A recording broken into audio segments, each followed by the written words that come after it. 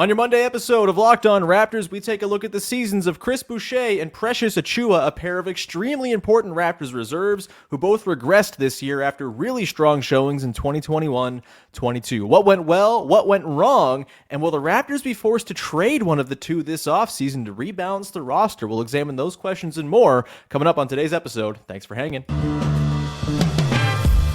You are Locked On Raptors, your daily Toronto Raptors podcast, part of the Locked On Podcast Network, your team every day.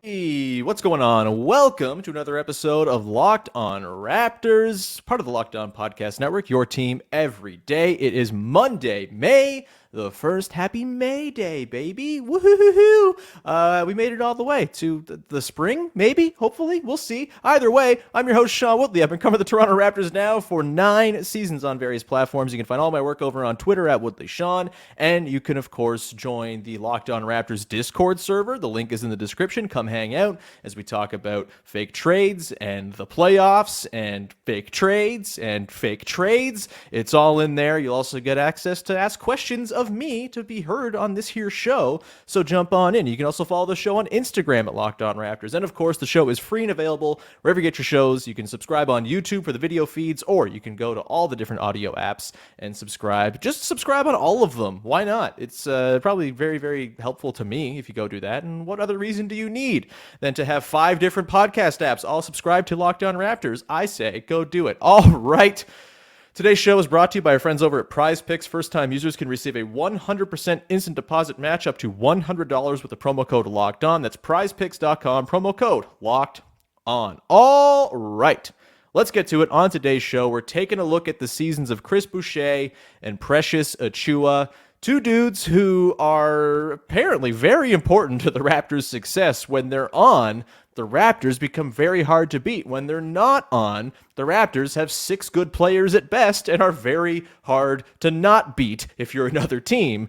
And this season, I think a lot of the sort of ups and downs of the year can be tied to the various ups and downs of Chris Boucher and Precious Achiuwa, two guys who, look, you shouldn't be relying as much as the Raptors did on those guys showing out night to night, but it was certainly noticeable that they didn't quite have the juice they had in 2021-22. We'll get into the reasons why. We'll get into the offseason and what might be on the horizon for both of these guys. Precious is up for an extension. Chris Boucher is on a pretty reasonable contract, but could he get moved? Should he get moved? We'll get to all that. But first, let's start off with the good, shall we? Because it wasn't all bad for Chris Boucher and Precious Achiuwa this season. Chris Boucher's season, not his crowning achievement or anything like that. 9.5 points, 5.5 boards, shot 49% from the field, 33% from deep, which was a nice step up from the 29% clip he had in 21-22. Of course, a far cry from the 39% clip he was at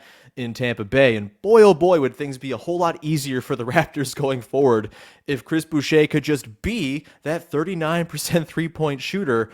It's a shame. And with Boucher shooting this season, yes, he finished at 33%. There were sections of the year where it felt like he couldn't miss, and other sections where it felt like every single three he put up was a win for the other team. Very inconsistent and very up and down. And that's the case with both of these guys for sure. As far as stuff that went well, look, it's not a surprise with Chris Boucher when things go well, right? Like, his formula is pretty clear. Crash the offensive glass, be a menace in transition, throw down very cool transition dunks, of which he threw down many this year, and it was awesome. But it doesn't require a whole lot. On defense, it's cover a lot of ground, contest threes, block threes, do the thing that the Raptors do on defense, which is scramble around and try to make three-point shooters see ghosts with the amount of sort of distance you cover coming out from the paint to go and contest those threes. That's kind of the package for Chris Boucher. Some secondary rim protection here and there as well. But he's not really asked to play as like a center very often. When he does, it doesn't tend to go super well for the Raptors because he's very slight of stature, and he continues to be more of a wing type player than a traditional big, despite what his typical skill set would suggest. But, this was, again, I don't think it was a bad season from Chris Boucher necessarily. It certainly wasn't as good as it was last year, and we'll get into some of the reasons why in the next segment. But overall, I think the big thing here is we just didn't see enough good Chris Boucher. We didn't see those games where he comes in and just like pops off for, 25 points. His season high was 22. And I think it's telling that the Raptors were 10-4 in games in which Chris Boucher had 15 points or more. Like that, it didn't take much for the Raptors to look like a real basketball team. And usually Chris Boucher was right there in his best moments, making the Raptors look their best when he was doing the typical formula. We'll get into sort of the reasons why it didn't feel like it was there all season. Part of it is context of the team. Part of it just feels like, kind of like ethereal, like just didn't have it type stuff. We'll get to that. But, I thought for the most part, when we saw Chris Boucher be good this season, it was not a surprising formula necessarily. The offensive rebounding still a strength, although maybe not quite as strength as it used to be. But that was it with him. With Precious, a little bit more of, I think, an interesting up and down when it came to what was good, what was bad. As far as what was good, I mean, this was a season of wild oscillations for Precious. And that makes sense considering he's a roller coaster man just in general. But, he starts the season, has a couple really nice outings early on. I think back to, that game where he really just made Trae Young look like he wanted to be anywhere else but in Toronto, and the Raptors really, really flummoxed him in that game early on in the season. That same week, they beat the Spurs by 40 points, and everything was looking super duper hunky-dory.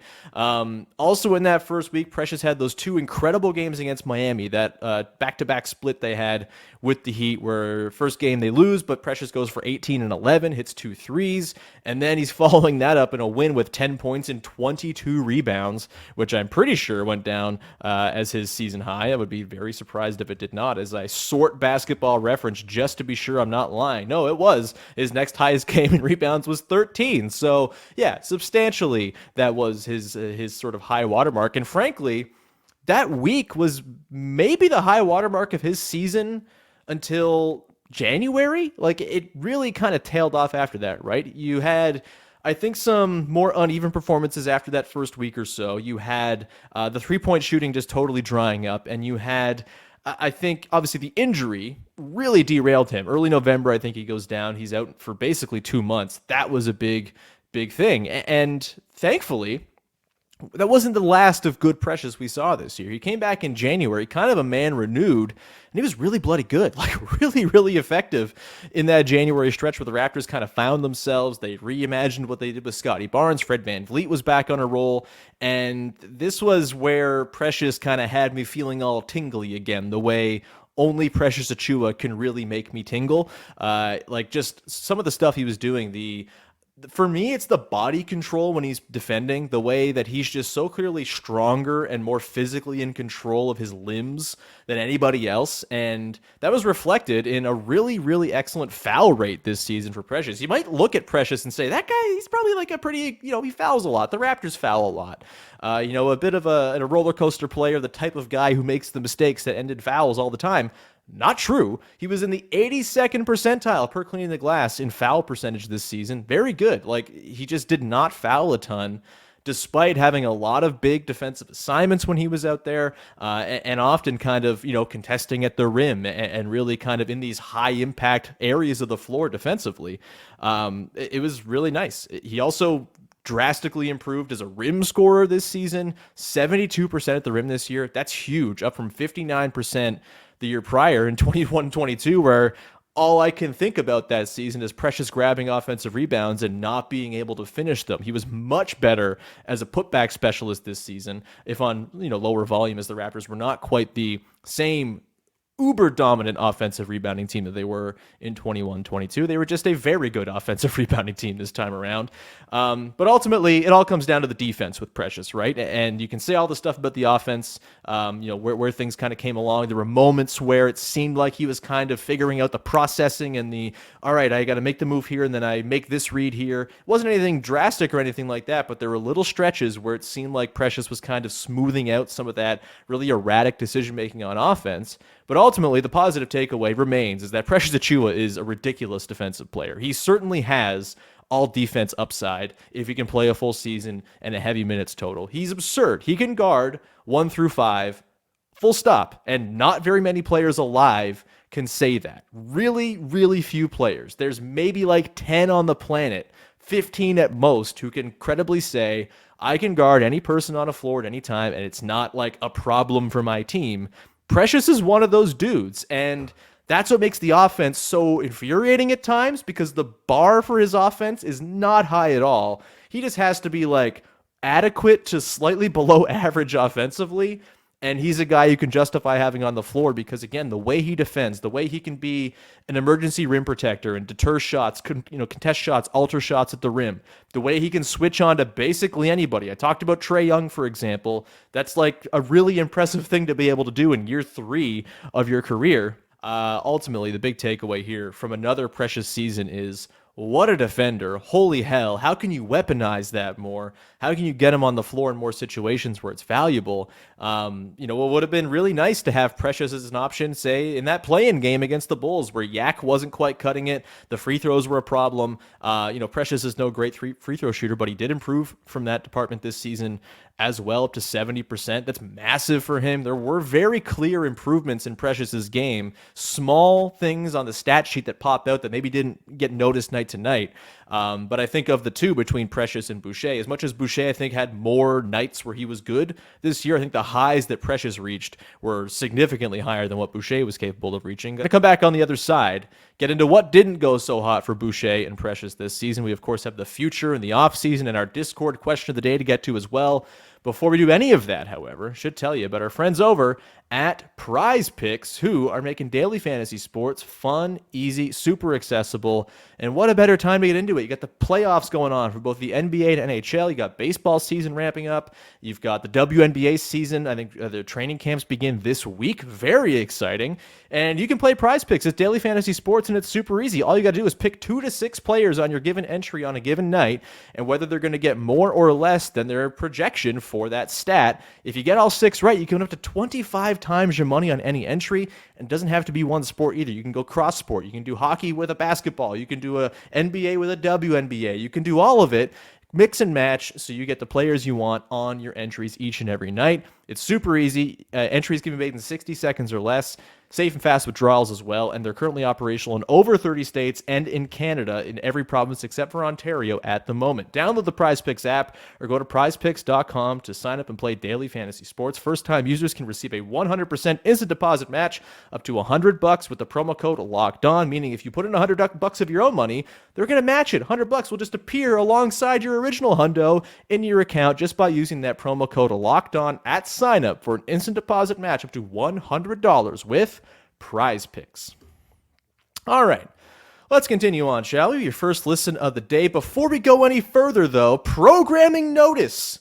Tomorrow on the show, Howard Beck, the wonderful, longtime NBA reporter and writer, is going to be on the show, making his second appearance on the show. He's been doing some work with the Locked On Podcast Network as a playoff contributor, and we will be talking to him about the Raptors offseason, their coaching search, big questions for the summer, all that good stuff. Really excited to say what up, Beck, one more time on the show tomorrow. So keep an eye out for that. That'll probably drop at the usual time. I know this episode's dropping a little later than normal. That one will be at the usual noonish. You can expect that to premiere on the YouTube channel and drop in the audio feeds. All right, with that promotion out of the way, let's dive in now to what didn't go so hot this year for Chris Boucher and Precious Achiuwa. And as I said, it was just like a consistency thing. And how nice would it have been if you just got good Precious and good Boucher through the whole year? And part of this, too, is like they never quite recaptured the magic of the two of them as a tandem, which is really tough. Like, it's just... You have those two guys. They came in that 2021-22 season. They were just like these bashing, chaos-bringing, offensive rebound chugging monsters who really made a lot of those sort of in-between funky lineups with multiple 6'9" guys really work. It was the heyday of Vision 6'9", now that we think back to it, down the stretch of the 2021-22 season where Fred VanVleet was hurt, missing time, and the Raptors were rolling out long, weirdo groups, and they were doing so to very great effect. Not so much the case this season, unfortunately. And that Boucher-Precious tandem never really quite found that sort of juice that, you come in and you know exactly what you're getting from them. The best thing you can get in a bench player is dependability, reliability, know exactly what they're going to do for you, and they couldn't find that with those guys this year. As far as their on-court impact was concerned, I'm just pulling up the numbers here on Cleaning the Glass. Just bear with me as I click around very clumsily with my big oafish fingers. But with Boucher and Precious on the floor together this season, the Raptors were a minus 4.5. That is 4.5 points worse with them on the floor than when they were off. Sorry, they were bad. They just totally dropped off. The bench lost its mojo completely and never really gained it. To be fair, you compare it to last year, that duo together plus 3.1 positive differential with them on the floor. So a 7.6 point drop off from year to year. And, I think that, again, speaks to that sort of unspeakable, unknowable, unidentifiable, just lack of having it in Chris Boucher's case a lot of the time, right? Like, I just feel like he's the kind of guy, there were no surprises. He would come into a game and you'd kind of know right away, oh, this is going to be a good Boucher night, or, oh, this is going to be kind of a lifeless Boucher night. And there were just too many of the latter compared to the former. And this is someone here, Chris Boucher, a year ago on this podcast, right around this time, I was detailing why I thought he should have been in the Sixth Man of the Year conversation. He was one of the single most impactful reserves in the NBA last year, one of the single most reliable and dependable reserves in the league last year, and it just wasn't there for him this season. And look, part of it's context, right? He was playing in some weird, not very good lineups with some strange spacing and guys trying to figure out their roles. Scotty Barnes flexing his muscles a little bit more as a ball handler. And I find Boucher and Scotty, of any guy who Barnes throws passes to, Boucher feels like the least ready all the time, which is something Scotty's got to be mindful of, but also Boucher's got to be aware. Like, I'm playing with Scotty Barnes, dude's looking for me, and it just felt like a lot of times those balls just kind of flip out off his fingers, stuff like that. It does feel like bad analysis to just say like he didn't have it more often than not, but that's really what it felt like with Boucher. And he's the kind of guy where you almost know immediately if it's going to be a good night for him or not. Some of it's matchup dependent. You kind of know going in. He always kills the Sixers. That's always nice. He was also just like slightly less dominant at the stuff he was incredible at in 21-22. In particular, offensive rebounding. He was still a positive offensive rebounder. The Raptors became a better offensive rebounding team when he was on the floor versus when he was off, but it was not as drastic as it was last year. Like when he was on the floor last season, the Raptors, when you had that Boucher-Precious duo, I have the numbers up again here, that duo last year when they were on the floor together, 35 offensive rebounding percentage. 35! 99th percentile in the NBA. Incredible. And they just lost that a little bit this year. It wasn't quite as dominant. For Chris Boucher, the team's offensive rebounding percentage in 21-22 went up 4.3 percentage points when he was on the floor. This year it went up just 1.9%. It wasn't quite the same domination of that margin. And the thing is when you're a team that lives on the margins like the Raptors were, you can't not dominate the margins because that's like 20% of the game you're trying to own and have it flip the script of the game. But if you're not dominating there and the rest of the game you're not dominating either, then you're just a 41-41, not very good team that's going out in the play-in, right? Like it's just, you didn't get enough from Boucher. Precious, look, I think his season was totally derailed by that injury, of course, and that was super unfortunate. I was at that game, actually, when he came down with that ankle injury. It looked really bad from the second it happened, and it was a real shame he missed those couple months there. They could have used him big time during that stretch when their defense, I don't think as like a coincidence, became bottom of the league level bad. I think we saw this year with Precious, that the offensive roller coaster, like that's still a thing. That's going to be what limits him, right? That's like the other sort of underbelly of this season. He got called up by Nick Nurse at times as well. Like there was just like a lot of weird stuff with Precious this year. The role never seemed solidified. After the Jakob Poeltl trade, on the heels of a January where he looked awesome, it seemed to take a long time to find himself. He had a couple nice showings in the last week of the season, but nothing you could really depend on going into the play-in. Again, I think part of this is context. Part of this is the way these guys were used. Precious, I think he really suffered when he had to play center this season, and Nick Nurse said it all the time. He's not really a center, and then just kept playing him at center, and it was kind of maddening. I think he was right when he did deem that Precious is probably best as a wing-type player, as a forward-type player, and I frankly think that's how he should be used going forward, specifically next to Christian Coloco, who I think stands a chance of being a pretty good backup in the next couple of years here. And you could have those guys be your front court, and I think that kind of makes some sense. But like, they asked him to play center too much this season. He's not cut out for that. And on offense, he's just really not cut out for that because he doesn't have the offensive skill set to do it. He's not a reliable roll man, roll target. He can't make those reads on the short roll. He's a guy who needs to stand on the wing, wait for the ball to swing to him, take a three, or drive past to do with that incredibly electric first step. That is how Precious Achiuwa is going to succeed going forward. And I think it's good that it was identified by Nick Nurse at one point that he should be more of a wing player. Big Norm is kind of the way I've branded him, as sort of a joke, but not really a joke for the last couple seasons. If you could have him be Big Norm, that's great. But despite pinpointing that issue, Nick Nurse still rolled him out a whole bunch as a center, and in weird, clunky bench lineups that didn't have enough shooting, didn't have enough playmaking, and I don't know how much you lay at the feet of Boucher and Precious for those lineups just not having the juice, right? Like, you get bad Gary Trent Jr. nights. There's not a ton of playmaking when Gary Trent Jr. is out there as one of the top two sort of offensive options. And so those guys were not quite seeing the end of plays as often as you'd like to see either. And just like the lack of shooting really came to burn them. Last season, Precious Achiuwa shot 38% after the All-Star break. This season, he shot 27% from three.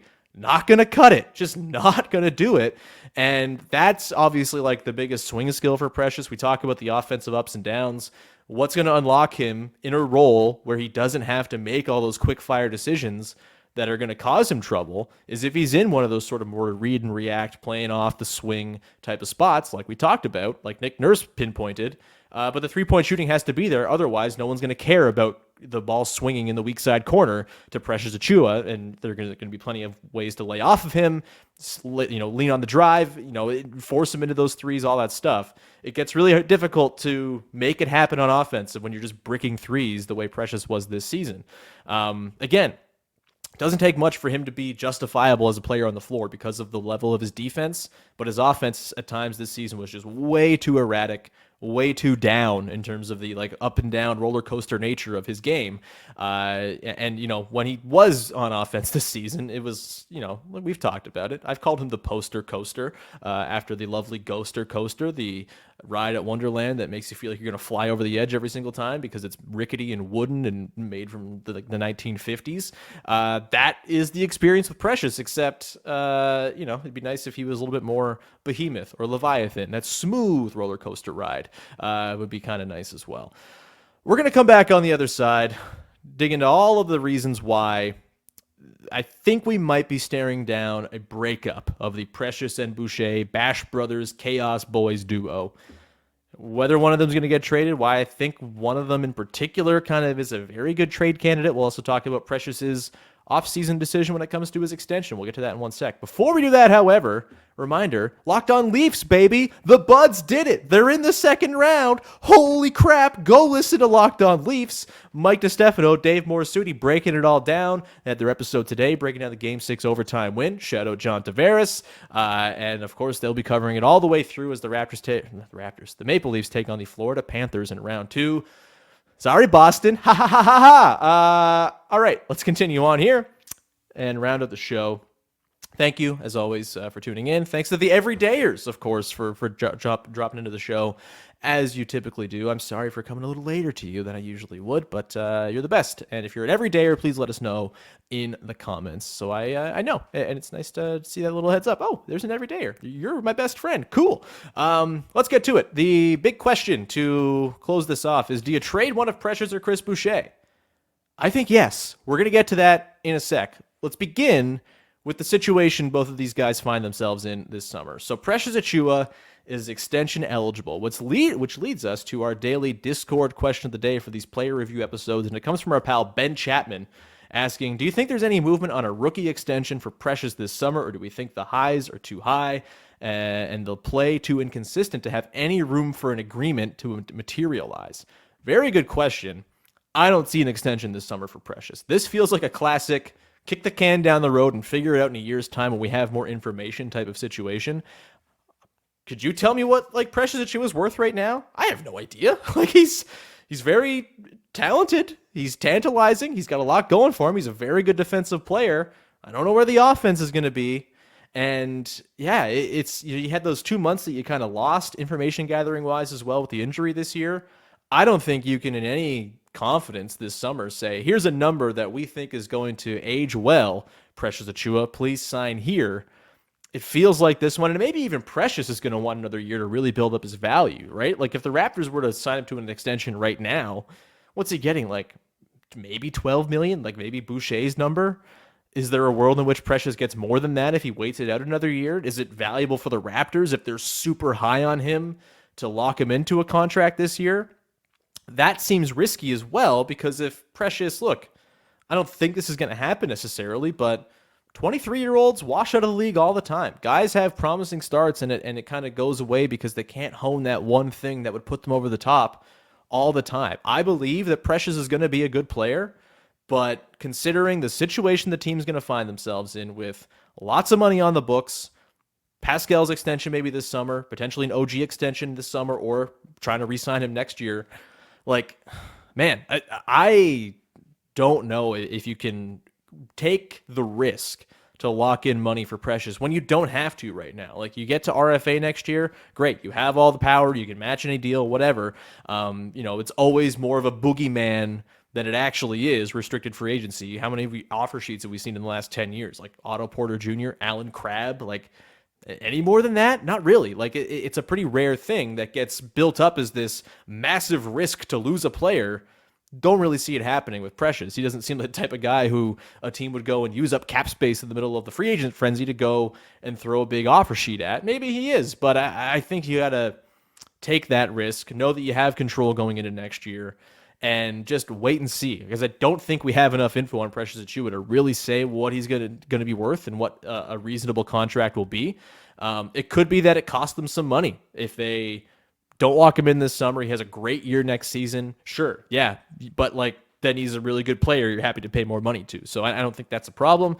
I think I would be pretty surprised if there was any extension talk this summer between Precious and the Raptors. There'll be talk, I guess, but I don't think they're going to come to something, because I don't know. Put it in the comments. Like, what would you pay Precious Achiuwa right now? What is his annual salary worth? And look, I hate talking about this stuff through the lens of what's he worth money wise, but that's the reality we live in. Let me know in the comments what you think on Precious's annual average salary and what it should be. Because right now, I could not put less of a finger on what that number should be. With Chris Boucher, his situation this summer, pretty simple. He's signed for the next 2 seasons. On a declining contract, makes $11.8 million next year, 10.8 the following year on that declining deal. All guaranteed, no player options, no non-guarantees, anything like that. He's just on the team for the next 2 years. And if that's the case, you're probably fine with it. He's a very decent bench player. Would like a little bit more consistency from him this year or this coming season than you got from him in 22-23. But I think that's a fine thing. Problem is, and this is where you get to the conundrum, and I think probably the decision the Raptors are going to have to make is there really sense in bringing both of these guys back to play together on the same bench again? What was the problem with the Raptors this year? Well, many problems, but what was one of the signature problems of the Raptors this year? They didn't have enough ways to play. They just didn't have enough stylistic diversity. They didn't have enough options off the bench to come in and offer new looks and new styles and different answers to different tactical things that other teams were throwing at them. And I think a big part of that is just it's too much of the same coming off the bench. Not to mention all the starters is all, you got Scotty, you got Pascal, you got the OG, all big long dudes.